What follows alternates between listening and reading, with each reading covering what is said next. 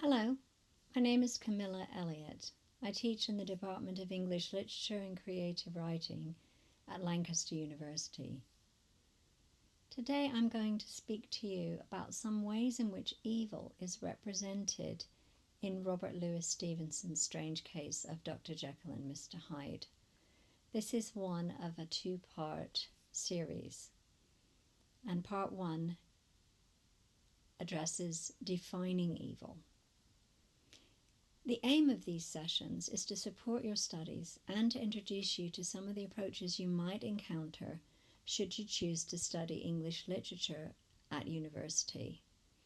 In this session, I will talk for a few minutes and then ask you to pause the video and work on a task. We will go back and forth in this way until the end of the session, where you will find a list of resources for you to continue researching and reading on your own. Many people come to read the book after seeing a film or television adaptation of it, or at least knowing that Jekyll and Hyde are the same person. Most films show this very early on, but in the book, we don't find out that they're the same until the final two chapters. This revelation was shocking to readers in Stevenson's day, when people liked their villains and heroes to be different people. To find out that the monstrously evil Hyde is actually the same being as the respectable Dr. Jekyll was horrifying. In the book, Henry Jekyll is highly respected in society, and he does public good deeds. Mr. Enfield describes him in chapter 1 as the very pink of the proprieties, celebrated too, and one of your fellows who do what they call good. By contrast, Jekyll writes of Hyde in the last chapter of the book that he was, alone in the ranks of mankind, pure evil. It's important here to note that Jekyll does not consider himself to be pure good. He considers himself to be, like all human beings, commingled out of good and evil. In fact, the reason that he created Hyde in the first place was that he could not reconcile this identity as a mixture of good and evil. Before we continue thinking about Hyde and how he represents pure evil in the book, I'm going to ask you to pause the video and do a task. I'm going to ask you to think and write about how you define evil. What is it that makes someone evil or an action evil? We need to think a bit about what definition is. No word means anything until we attach it to other words or perhaps to other representations like pictures. When you look up a word in the dictionary to find out what it means, it takes you to other words to define it. So, in this exercise, what other words would you use to describe evil? Think about that. What adjectives would you use to describe its characteristics? What nouns, what verbs would you use to describe its attitudes and its actions? Sometimes a word takes on meaning because of your encounters with that word in your lived life. Perhaps there are people that you've encountered who seem to you to be evil. Think about that and write about that as well. And then finally, how have you heard other people talk about evil? How do they define it? Do you agree with their definitions? Are your definitions opposite to theirs or the same as theirs? So after you've had a chance to write and think, come back and continue to watch the video. Okay, so at this point, if I were teaching you in a classroom, this would be the time for you to share what you've written down with each other. And in my experience, I find that students often have very similar ideas about what evil is, and they use similar words. They often point to selfishness or callousness or a lack of consideration for other people, or perhaps going further to a kind of sadistic cruelty. All of these definitions arise from a kind of philosophy that we think of loosely as humanism. So humanism defines both good and evil in terms of how they respond to the needs and feelings of other people. They define good and evil in terms of humaneness, humanity. So someone who cares for and respects the rights and the needs of others is humane, and somebody who doesn't, and somebody who actively destroys others' rights and needs and causes them suffering would be defined as evil. And the basis for this is on a kind of fellow human sympathy with other human beings. But this isn't the only way that evil and good have been defined. In fact, it's a fairly recent development. It's one that was very prominent in the 19th century.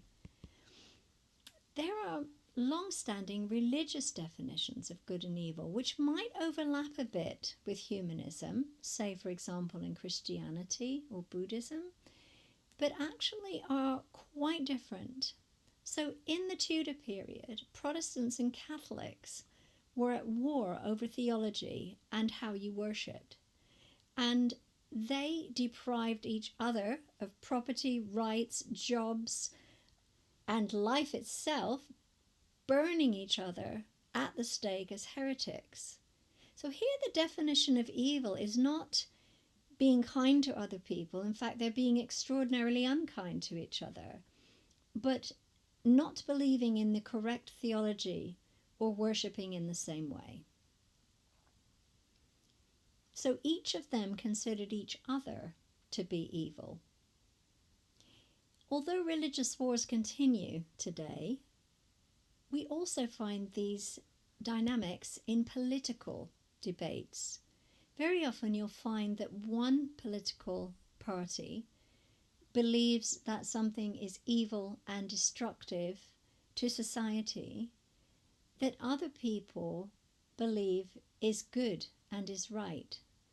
So, for example, whether we extend rights to people that are considered to be sinners by Christian religion, or whether we give benefits to people who one party might think is a kind thing to do, another party might think is developing a whole subclass of scroungers who will never pull their weight in society. So you can think about these and any other kinds of political debates, but you'll see that what one person thinks of as good, the other person thinks of as evil, in much the same way that religious parties can do. Now, the other aspect of religion that enters into this question of how you define evil is supernatural evil. Religions have been concerned not just with how human beings behave and their morality, but also with creatures like the devil and demons and goblins and trolls and vampires and zombies and more. Supernatural evil is very central in fairy tales, myths and fables, and you will be familiar with many of these from your childhood. But a lot of these fairy tales, myths and fables have also carried into adult stories, whether they're the stories of literature or film or television or video games or any other number of media, opera, ballet, and so on. Each of the genre within literature, film, television, and more, they have their own conventions of the good guys and the bad guys and the heroines and the villainesses. So there are many, many ways to think about evil beyond the definitions that you or I would come up with by just sitting down to think about what we believe today. And many of these are important to understanding Strange Case of Dr. Jekyll and Mr. Hyde and its ways of representing evil. Now, although there are so many ways to think about evil, so many words that have been used to describe it, it's striking to me that characters in this book struggle to describe Hyde. Let's take a look at what Mr. Enfield says about Hyde in chapter 1. He is not easy to describe. There is something wrong with his appearance, something displeasing, something downright detestable. I never saw a man I so disliked, and yet I scarce know why. He must be deformed somewhere. He gives a strong feeling of deformity, although I couldn't specify the point. He's an extraordinary looking man, and yet I really can name nothing out of the way. No, sir, I can make no hand of it. I can't describe him, and it's not want of memory, for I declare I can see him at this moment. Enfield here talks about the failure of language to describe evil, or at least pure evil. He's an educated man, and his memory of Hyde is so strong that it's if he's standing right there in front of him now, he can still see him as if he's really there. And he has a very strong feeling about the evil in this character. But the problem is that there's nothing he can put his finger on in Hyde's appearance. The idea here is that Hyde can not only not be identified in words, but he probably can't be drawn either in a way that communicates his evil. Now, at Lancaster University, I sometimes ask my students to explore critical problems and issues through doing some creative work, and that's what I want to ask you to do now.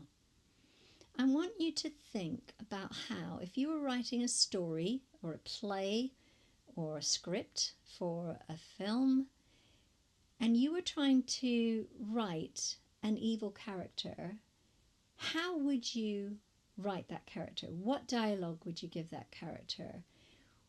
What actions would they commit? What does your character say? What does your character do? Or if you prefer, you can draw an evil character. So this would be time to think about representing evil yourself. Once you've finished your drawing or your writing, I want you to look at what you've written and drawn and then critique it if you can, as if you're looking at something another person drew, another person wrote. Look at the words you used. Look at how you drew the character's face or body. What does your creation say about evil? And can you now come back from this reflection to try to understand Hyde better? You could think about writing dialogue for Hyde. You could think about trying to draw Hyde based on what you've read in the book.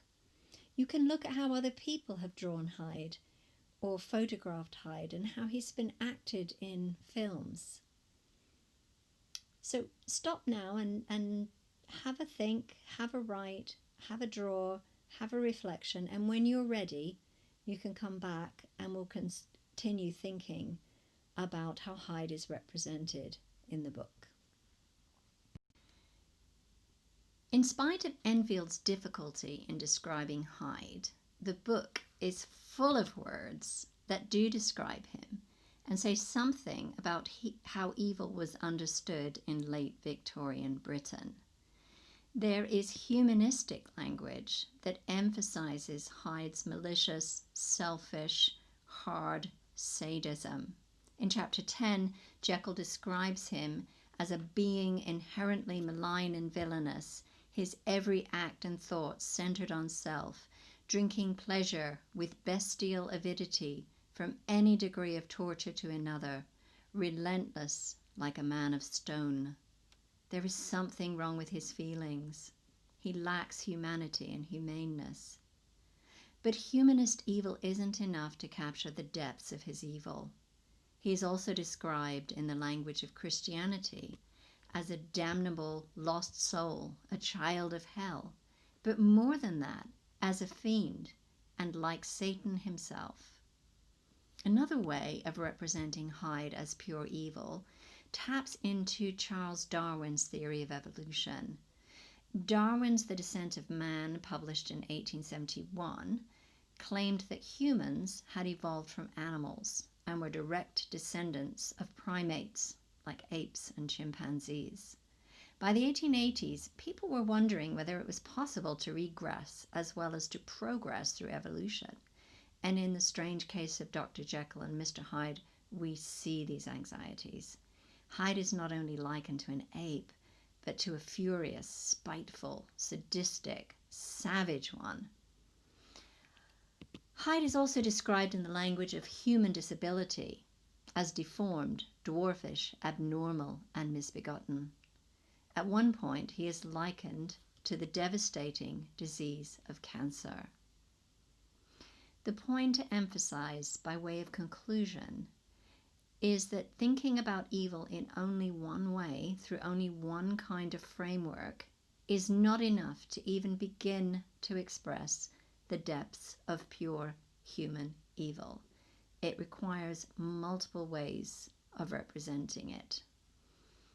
In part 2 of this workshop, Representing Evil in Strange Case of Dr. Jekyll and Mr. Hyde, we will look at some ways that evil attaches to social categories, both in the book and in late Victorian.